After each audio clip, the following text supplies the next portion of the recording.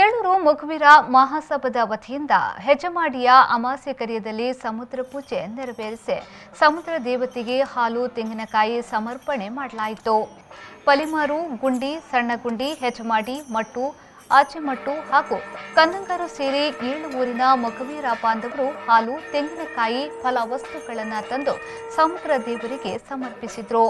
ಈ ಸಂದರ್ಭದಲ್ಲಿ ಏಳೂರು ಮೊಗವೀರ ಮಹಾಸಭಾದ ಸದಸ್ಯ ಹೆಜಮಾಡಿ ಗ್ರಾಮ ಪಂಚಾಯತ್ನ ಮಾಜಿ ಅಧ್ಯಕ್ಷ ಸುಧಾಕರ್ ಕರ್ಕೇರ್ ಅವರು ಮಾತನಾಡಿ, ಹೆಜಮಾಡಿಯ ಗ್ರಾಮ ದೇವರಾದ ಮಹಾಲಿಂಗೇಶ್ವರ ದೇವಸ್ಥಾನ, ಮಾರುತಿ ಮಂದಿರ ಮತ್ತಿತರ ದೇವರ ಪ್ರಸಾದವನ್ನು ಪೂಜಿಸಿ ತರಲಾಯಿತು. ಇದನ್ನ ಸಮುದ್ರ ದೇವರಿಗೆ ಸಮರ್ಪಿಸಲಾಯಿತು. ಪ್ರತಿ ವರ್ಷವೂ ನಾವು ಏಳೂರು ಮೊಗವೀರ ಮಹಾಸಭಾದ ವತಿಯಿಂದ ಸಮುದ್ರ ಪೂಜೆಯನ್ನ ನೆರವೇರಿಸುತ್ತಿದ್ದೇವೆ ಎಂದರು.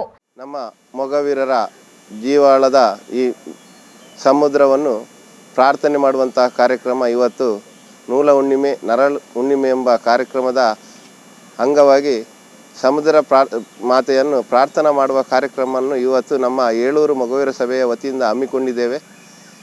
7 ಊರಿನ ಸಮಸ್ತ ಅಧ್ಯಕ್ಷರು, ಉಪಾಧ್ಯಕ್ಷರು, ಪದಾಧಿಕಾರಿಗಳು ಸೇರಿಕೊಂಡು ಗುಂಡಿ ಮೊಗವೀರ ಸಭಾ ವತಿಯಿಂದ ಇವತ್ತು ವಿಜೃಂಭಣೆಯಿಂದ ಮೆರವಣಿಗೆಯಲ್ಲಿ ಹಾಲು, ಹೂ, ಹಣ್ಣು, ಕಾಯಿ, ದೇವರ ಪ್ರಸಾದವನ್ನು ಮೆರವಣಿಗೆಯಲ್ಲಿ ಹಿಡ್ಕೊಂಡು ಬಂದು ಈ ಅಮಾವಾಸ್ಯೆ ಕರಿಯದಲ್ಲಿ ಇವತ್ತು ನಾವು ವಿಜೃಂಭಣೆಯಿಂದ ಈ ಕಾರ್ಯಕ್ರಮವನ್ನು ಯಶಸ್ವಿಯಾಗಿ ನೆರವೇರಿಸಿದ್ದೇವೆ.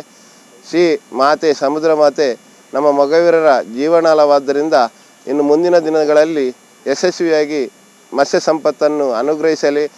ಅದೇ ರೀತಿ ಎಲ್ಲರಿಗೂ ಎಲ್ಲ ಸಮಾಜದವರಿಗೂ ಕೂಡ ಅದರ ಪ್ರಯೋಜನ ದೊರಕುವಂತಾಗಲಿ.